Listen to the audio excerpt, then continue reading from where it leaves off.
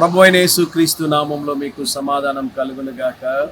Shalom. మీ అందరికీ కూడా ఈ ఉదయకాల సమయంలో ఇండిపెండెన్స్ డే శుభాకాంక్షలు తెలియజేస్తూ ఉన్నాను.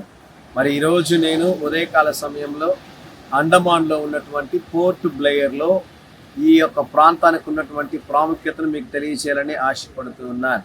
1943వ సంవత్సరంలో ఈ ప్రాంతంలో మొదటిసారిగా బ్రిటిష్ వారి నుండి మన భారతదేశంలో ఉన్నటువంటి ప్రాంతాలన్నిటికల్లా కూడా మొదటిగా మనకి స్వతంత్రము అనుగ్రహించబడినటువంటి ప్రాంతము ఈ పోర్ట్ బ్లెయిర్.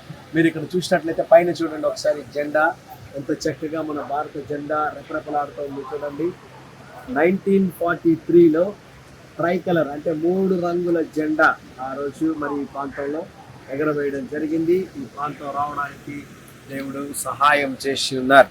మరి ఉదయకాల సమయంలో మీ అందరికీ కూడా ఈ ప్రాంతంలో నుండి శుభములు తెలియజేస్తూ ఉన్నాను. మరి ప్రాముఖ్యంగా మీరు ఇక్కడ గమనించినట్లయితే 1943 ఫస్ట్ టైం జెండా ఎగరవేసినటువంటి ప్రాంతం కూడా మనం ఇక్కడ చూడడానికి అవకాశం ఉన్నది. మరి ఈ ఉదయకాల సమయంలో అండమాన్లో ఉన్నటువంటి పోర్ట్ బ్లెయిర్ నుండి మీ అందరికీ కూడా మరొకసారి ఇండిపెండెన్స్ డే శుభాకాంక్షలు తెలియజేస్తున్నాను.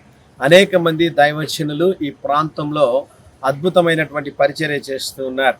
ఇక్కడ సేవ చేస్తున్న దైవజనుల కొరకు, వారి కుటుంబాల కొరకు, క్రైస్తవ సంఘాల కొరకు మీరు ప్రార్థన చేయవలసిందిగా మనం చేస్తున్నాను. ఈ చుట్టుపక్కల ఇంకా కూడా రక్షించబడినటువంటి చాలా తెగల వారు ఉన్నారు.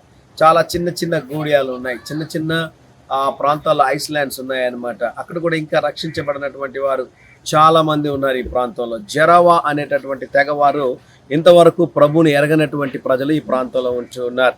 వారందరి కొరకు మీరు ప్రార్థన చేయాలి. ఈరోజు ఇండిపెండెన్స్ డే రోజు మీకు ఒక వాక్యాన్ని జ్ఞాపకం చేస్తున్నాను. 2వ కొరింథీయులకు రాసిన పత్రిక 3వ అధ్యాయము 17వ వచనంలో, ప్రభువే ఆత్మ, ప్రభు యొక్క ఆత్మ ఎక్కడ నుండునో అక్కడ స్వతంత్రం ఉండును. ఈరోజు మీ ఆత్మకు స్వతంత్రం ఉన్నదా? నీ వ్యక్తిగత జీవితానికి స్వతంత్రం ఉన్నదా? పాపము నుండి విడుదల పొందుకుని స్వతంత్రంగా మీరు జీవిస్తున్నారా?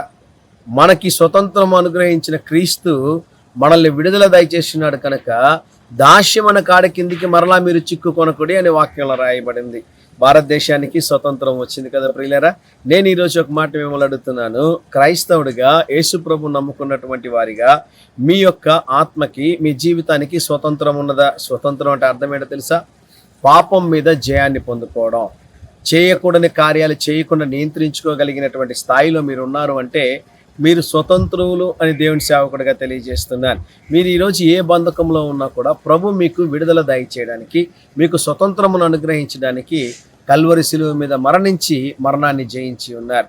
కనుక ఈ ఉదయకాల సమయంలో మరొకసారి ఇండిపెండెన్స్ డే రోజున Andaman Nicobar Iceland port Blair నుండి మీకు శుభములు తెలియజేస్తూ ఆత్మ పరిశీలన చేసుకోవాలి. విడుదల పొందుకున్నారా లేదా?